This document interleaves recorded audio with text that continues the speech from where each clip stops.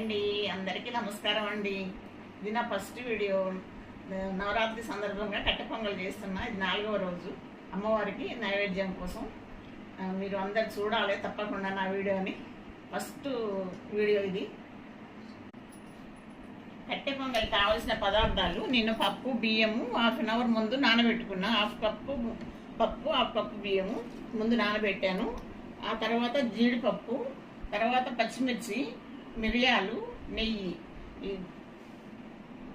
దీన్ని ఇప్పుడు స్టవ్ మీద పెట్టి వండుతున్నాను. మెత్తగా అయినాక ఇవన్నీ వేసుకోవాలి. తర్వాత మీకు ఉడుకుతుంది. ఇప్పుడు ఫస్ట్ ఇది రైస్ ఉడికిపోయింది. ఇప్పుడు ఇవన్నీ నెయ్యిలో వేపుకున్నాను. జీడిపప్పు, మిరియాలు, పచ్చిమిర్చి నెయ్యిలో వేపుకున్నా. ఇప్పుడు ఇందులో వేస్తున్నా. కట్టె పొంగలి రెడీ అయిపోయింది. ఇది కలుపుతున్నా. రెడీ అయిపోయింది కట్టె పొంగలి.